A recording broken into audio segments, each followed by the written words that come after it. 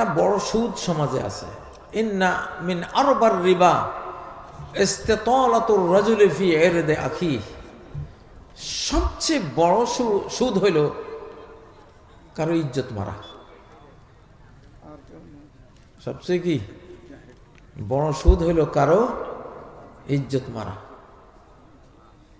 ইজ্জত মারা বোঝেন না? সম্মান নষ্ট করা। নেতা হলেন উনি, ভোট পাওয়ার সার্বিক যোগ্যতা ওনার হাতে সব আছে, আর আমি দুর্নীতি করে ওনার ভোটটা নিয়ে গেলাম। এটা হলো সবচেয়ে বড় সুদ। নির্বাচনী সুদ। এই এক হাদিসেই সুদের ওয়াজ শেষ।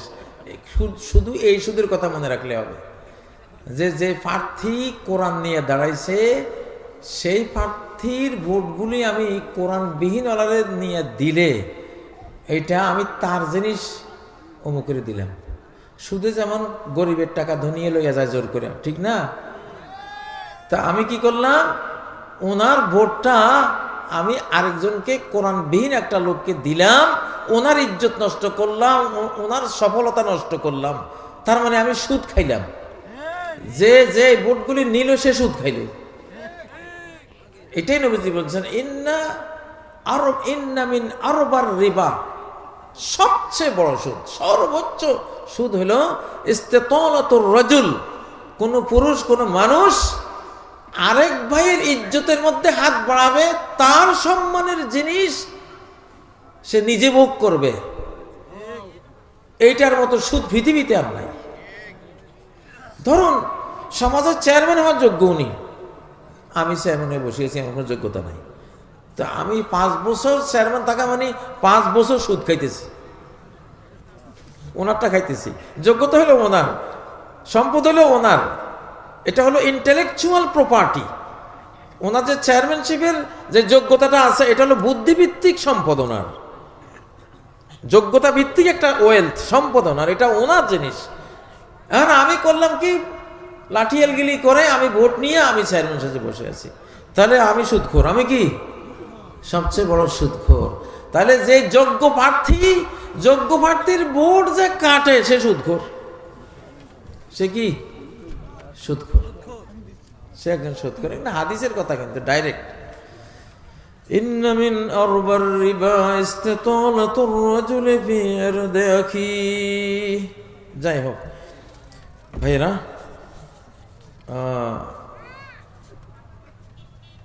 ভাইরা, ইসলামী শাসন না থাকলে ক্ষতি কি? ক্ষতি বুঝেন নাই? গত 15 বছর আপনার ঘরে কি খুব বেহেশতে রাখছে? আগের গুলি তো কিছু কিছু ইসলামী মানছে, সেই কারণে থাকা গেছে, আর এটা কিচ্ছু মানে নাই। এই জন্য গোটা বাংলাদেশ ছিল একটা অগ্নিকুণ্ড, নমরুদের অগ্নিকুণ্ড, ঠিক না? ইসলামী শাসন না থাকলে আপনি এই পৃথিবীতে বাঁচতে পারতেন না, বাংলাদেশে থাকতে পারবেন না।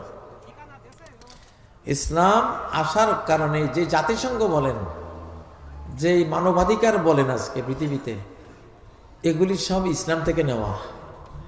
মানবাধিকার, হক্কুল এবাদ, হক্কুল এবাদ, এই যে জাতিসংঘ মানবাধিকার অফিস করতে চায়, এটা তো ইসলাম থেকে চুরি করছে ওরা। হক্কুল এবাদ, এটার নাম দিছে কি হিউম্যান রাইটস, মানবাধিকার।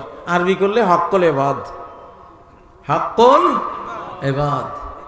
তো এই ইসলামী শরিয়ার এই সিস্টেমগুলো যদি নবীজি দিয়ে না যেতেন, গোটা পৃথিবী আজকে জঙ্গল হয়ে যেত, গোটা পৃথিবী বধ্যভূমি হয়ে যেত, এই পৃথিবীতে বাস করার কোনো অবস্থাই থাকতো না। কিন্তু ওনার ইসলামী এই বিশাল কর্মযজ্ঞ রেখে যাওয়ার কারণে প্রত্যেকটা জাতি ইসলাম থেকে কোনো না কোনোভাবে নিয়েছে। যা নিয়েছে, বিজ্ঞান পুরোটাই ইসলামের উপহার, ইসলামের দান। বিজ্ঞান যেটা পুরোটাই ইসলাম। তো আজকে যে মাইকটা বানাইছে যে বিজ্ঞান দিয়ে, এই বিজ্ঞানের ওস্তাদ তো ইসলাম। আজকে যে computer science, father of computer science Musa al Khwarizmi, Muslim. Father of medicine Ibn Sina. Medicine, এই যে সিনটা, যে সিনটা আসছে কে? সিনটা হলো সিনা, ইবনে সিনা। ঔষধের নামের লগে মুসলমানের নাম মেডিসিন। ইবনে সিনা থেকে সিন আনছে ঔষধের সাথে, মেডিসিন। এটা ইবনে সিনা, মুসলমানদের তৈরি জিনিস এগুলি।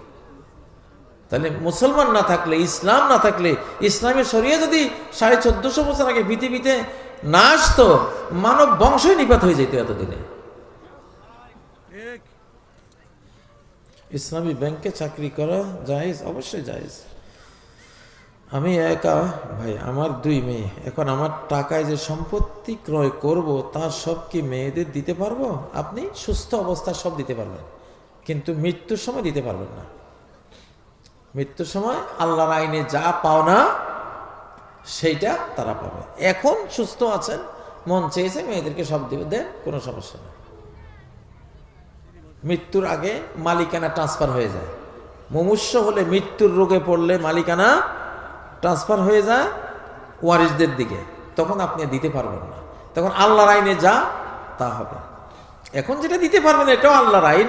সুস্থ আছেন, মালিকানা ট্রান্সফার হয় নাই, আপনার কাছে আছে, আপনার সম্পদ, আপনি 2 মেয়েকে পুরোটাই দিতে পারবেন, তাতে কোনো সমস্যা নেই। আচ্ছা, ঠিক আছে, এই পর্যন্ত থাকলো। অনেক প্রশ্ন তো আসলে অনেক বেশি উত্তর দিলে তা মনেও থাকবে না আপনাদের। তো আমার কথা আমি এখানেই সমাপ্ত করলাম। আল্লাহ তারা একটু আমি দোয়া করে দেব একটুখানি। আমি তো হাদিস একটা শুনেছি যে সামনে টাকা পয়সা কেউ নেবে না, হুজুরও নেবে না। আর তাহলে এখানে একটা লিমিট বিষয় আছে নাকি? এখন আমরা, আপনারা কয়েকজন একটু ভিতরে যান, বসেন, দোয়া করে দিচ্ছি। হাতগুলো একটু বাড়ান, তৌফিক দেন। কোরআনের